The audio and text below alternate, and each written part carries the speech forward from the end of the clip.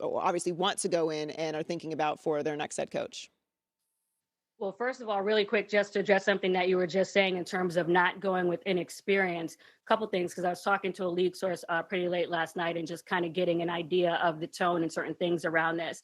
And one of the things I understand is that the NFL is going to be advocating for experience to be a big part of the criteria, as it should, and that should be obvious, right, with regards to the picking of the coaches, and not just because it's common sense, but just when you're looking at the landscape of certain coaches that got picked for jobs and even current interim jobs as well. But one of the things that I think should be a distinction, not only just between the experiences, when you're looking at a guy like Nick Sirianni, who necessarily wasn't obviously a head coach and wasn't even a play caller, but the big key also there, Joy, is having a quarterback. So when you have a quarterback and you come into these jobs, certainly it makes it easier. Now, as far as your other question with regards to some of the things that are being looked at, obviously, as soon as Nathaniel Hackett got, let go and he was departed from the team, you have these initial kind of flash conversations that are happening around the league, and that's kind of what I was plugged into. And it certainly makes sense for the Broncos to deeply consider familiarity with Russell Wilson and that connection, particularly after that, rapport with Nathaniel Hackett ended up in him, being gone. So when you talk about a guy like Dan Quinn, albeit on the defensive side, obviously currently the DC for the Cowboys, and you're talking about a guy like Darrell Bevel, who is with him in Seattle and is currently the quarterback's coach right now for the Miami Dolphins. Things like that make sense. And then you also talk about, what seems realistic, what seems like it could happen for the Broncos. Now, you and I can have a talk about whether the job is desirable, but some other names that were coming up just in initial discussions, obviously that, the pool could widen. Some people could also turn down being interviewed, but you're talking about, Sean Payton. And yes, I do expect him to pick up the call. And obviously, the ownership for the Broncos has the money to make you pick up the call and maybe 2 or 3 times too. And Eric Bieniemy or Shane Steichen, who's the offensive coordinator for the Eagles. But a lot of those names make sense when it comes to the offensive side and or having familiarity with Russell Wilson. Sticking with the coaches, there's always more coaching fires than we think are going to happen. I mean, we didn't think there were going to be anywhere near the amount of openings this offseason that there were. I know Chargers fans and the Chargers organization is riding high right now after clinching a playoff berth, but there was a lot of talk about Brandon Staley early in the season. Is his job safe just because they've made it to the playoffs? Well, it's always hard talking about people's job statuses, right, when they're currently in the job. So certainly have sensitivity for that as we get ready to embark upon just the coaching carousel season this January. That being said, you look at the fact that Brandon Staley is 9-8, 9-6 in the first couple years here, and obviously has done his part by clinching the division for the first time since 2018. Is there talk around the job? Yes. I think it was very smart for him to give the game ball to Dean Spanos after the game because, that's playing politics, and certainly he deserved it. Helped get the team into the playoffs for the first time since I just mentioned.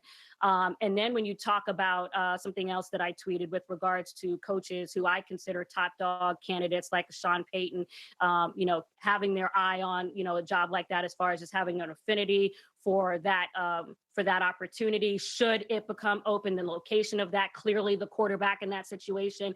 We mentioned the same with the Cowboys. We just talked about the Broncos keeping an eye on the Cardinals, maybe looking into and researching the Texans as well. Obviously, you're going to do your research. That's what I'm hearing with regards to that. But yes, the eyes are still on that situation.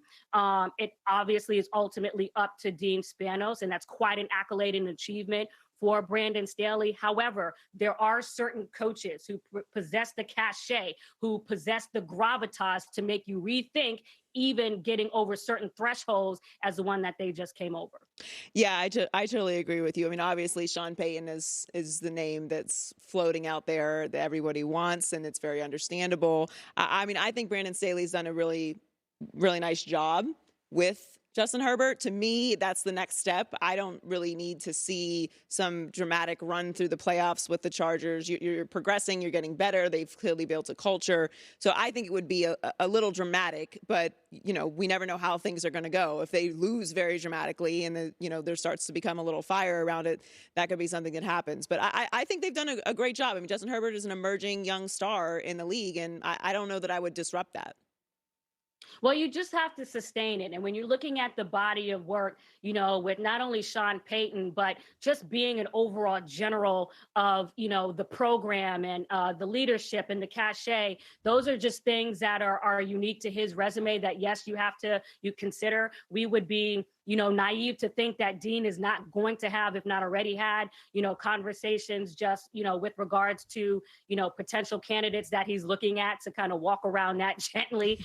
But certainly it makes sense. Now, I do believe that Staley has done enough to make a strong case for himself. But I really think, Joy, the one that's even more interesting is just watching the Cowboys, because though Mike McCarthy has done an incredible job, particularly this season with the Cowboys, it's still my understanding that they have to do a formidable job in the playoffs for there not to be wink winks at other people. Well, the playoffs are approaching, and I cannot wait. It's been an amazing, very interesting season with a lot of parity. So I'm looking forward to seeing how it all plays out. Thank you so much for joining us, Josina. Thank you for getting ready just for us. We appreciate you always. And this week.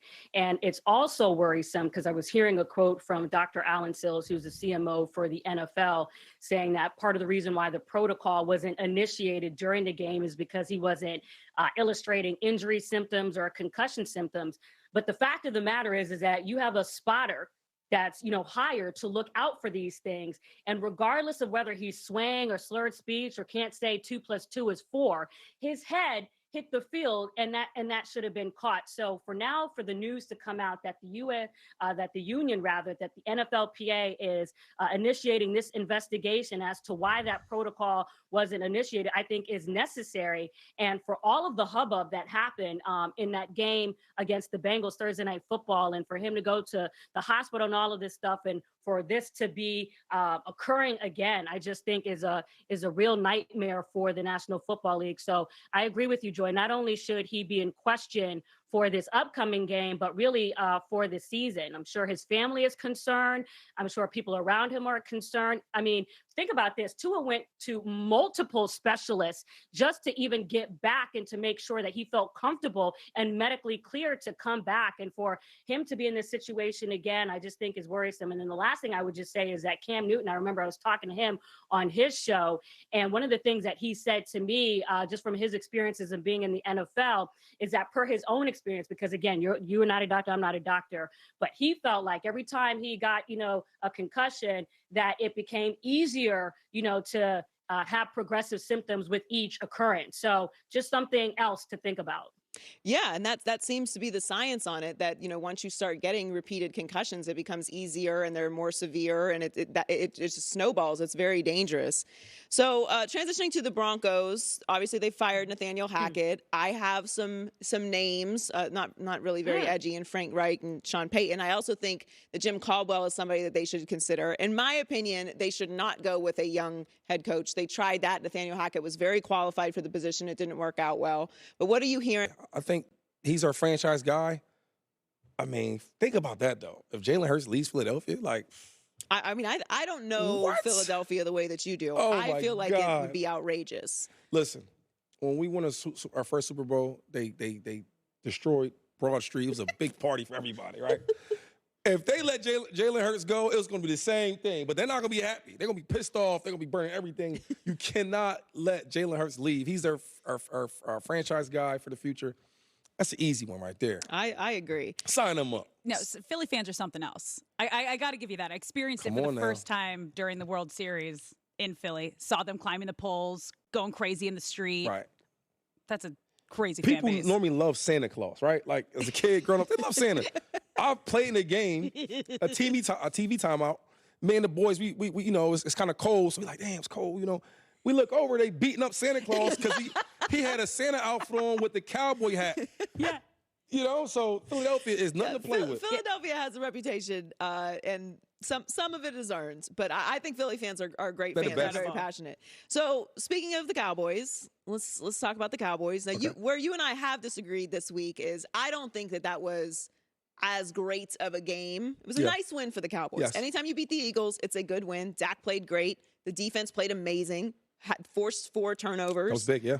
But also, the Eagles had 4 turnovers, Right. and they didn't have Jalen Hurts. And similar to the game early in the season when they didn't have Dak and it was Cooper Rush, we just kind of got robbed of this matchup this year. Yeah.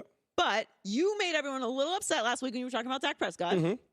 And that's your opinion of how he plays. I think Dak is an above-average quarterback. Okay. I think he gets criticized more than he probably should just because he's the Dallas Cowboys quarterback. Like, I think if he was a quarterback of most other teams, we would think he's actually doing a really good job considering the fact that he is a 4th-round draft pick. Right. But that's not what it is. And he's the Cowboys quarterback, and that's what it is. And there's benefits to that, and there's negatives to that. That's how it goes. Gift and a curse. Yes. Do you think Dak is a confetti guy? Like, can you see Dak Prescott? I don't want to say taking because the Dallas Cowboys have a good